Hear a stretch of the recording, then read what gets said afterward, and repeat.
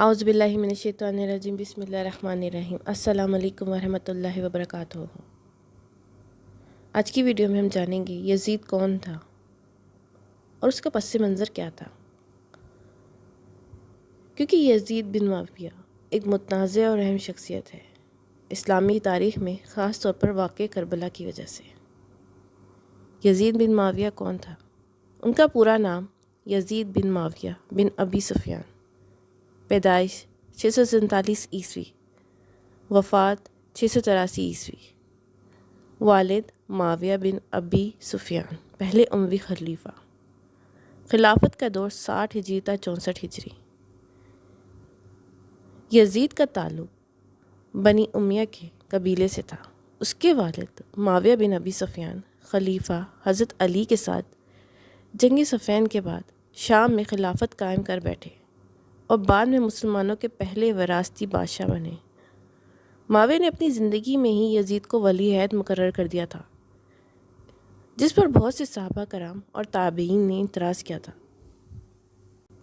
یزید 60 ہجری میں خلیفہ بنا اور اسی سال اس نے تمام گورنروں کو حکم دیا کہ لوگ اس کے ہاتھ پر بیعت کریں۔ مدینہ، مکہ، کوفہ، بصرہ میں اس کے خلاف رد عمل ہوا۔ 61 ہجری یہ یزید کی خلافت کا سب سے اہم اور افسوسناک واقعہ ہے۔ حضرت امام حسین رضی اللہ عنہ نواسے رسول صلی اللہ علیہ وسلم نے یزید کی بیعت سے انکار کر دیا تھا، کیونکہ وہ اسے فاسق، فاجر، ظالم اور ناحق سمجھتے تھے۔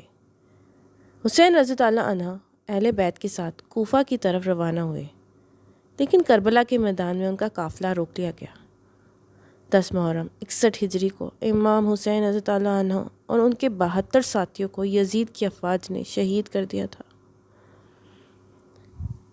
اس واقعے نے پوری امت مسلمہ کو ہلا کر رکھ دیا اور یزید کا نام تاریخ میں ظالم، قاتل اہل بیت کے طور پر درج ہوا۔ اس کے ساتھ ہی یزید کے دوسرے جرائم بھی ہیں، لیکن ہم اس سے پہلے آپ کو یزید کے بارے میں کچھ اور بھی بتائیں گے۔ یزید نے اپنے والد معاویہ کی خلافت کے دوران بازنطینی سلطنت، رومی سلطنت کے خلاف کئی فوجی مہمات کی، جس میں بازنطینی دارالحکومت قسطنطنیہ پر حملہ بھی شامل تھا۔ سن 676 عیسوی میں معاویہ نے یزید کو اپنا جانشین مقرر کیا، لیکن جیسے کہ میں آپ کو بتا چکی ہوں، حجاز کے کئی اہم مسلم رہنماؤں جیسے کہ حضرت حسین رضی اللہ عنہ اور عبداللہ بن زبیر رضی اللہ عنہ نے اس فیصلے کی مخالفت کی۔ ان دونوں نے یزید کی خلافت کو تسلیم کرنے سے انکار کر دیا تھا اور مکہ مکرمہ میں پناہ لے لی۔ مدینہ کے لوگ جو ابن زبیر کی حمایت کرتے تھے، بنی امیہ سے دیگر شکایت بھی رکھتے تھے۔ یزید نے جب عبداللہ بن زبیر اور اہل حجاز کو سفارتی طریقے سے اپنے تابع میں ناکامی دیکھی تو اس نے فوجی طاقت کا سہارا لیا۔ سن 683 عیسوی کے اگست میں مدینہ میں ہونے والی جنگ ہرا میں یزید کی افواج نے مدینہ کے لوگوں کو شکست دی اور شہر کو لوٹ لیا۔ جیسے کہ میں نے آپ کو بتایا، یزید کے دوسرے جرائم میں مدینہ پر حملہ بھی اس کا ایک اہم جرم تھا۔ اسی طرح عورتوں کی بے حرمتی کی گئی اور صحابہ کی توہین بھی کی گئی۔ اس نے مدینہ میں ہزاروں لوگوں کو قتل کیا۔ اس کے بعد اس کا دوسرا جرم سنیے، خانہ کعبہ پر حملہ۔ اہل مکہ نے بھی یزید کے خلاف بغاوت کی۔ یزید کی فوج نے عبداللہ بن زبیر کے خلاف مکہ پر حملہ کیا اور اسی دوران کعبہ شریف پر یزید کی فوج نے عبداللہ بن زبیر کے خلاف مکہ پر حملہ کیا اور اس دوران کعبہ شریف پر منجنیقوں سے پتھر برسائے۔ آگ لگنے سے کعبہ کا غلاف اور عمارت متاثر ہوئی۔ آئیے یزید کے بارے میں دیگر علماء کا نظریہ سنتے ہیں۔ اہل تشیع یزید کو لعنتی، فاسق، قاتل حسین رضی اللہ عنہ اور دوزخی سمجھتے ہیں۔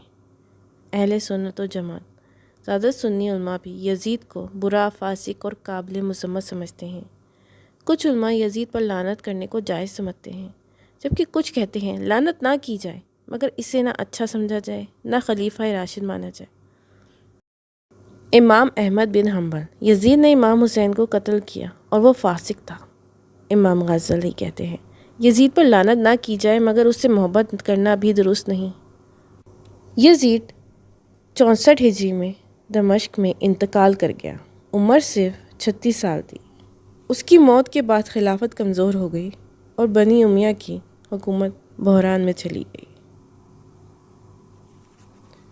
یزید تاریخ اسلام کی سب سے متنازع ترین شخصیت ہے۔ اہل بیت کے قاتلوں کا سردار، خلافت کو ملوکیت میں بدلا، مدینہ اور مکہ پر ظلم کیا، اسلام کی سیاسی اور روحانی زوال کا آغاز۔ اس کا نام آج بھی نفرت کی علامت ہے۔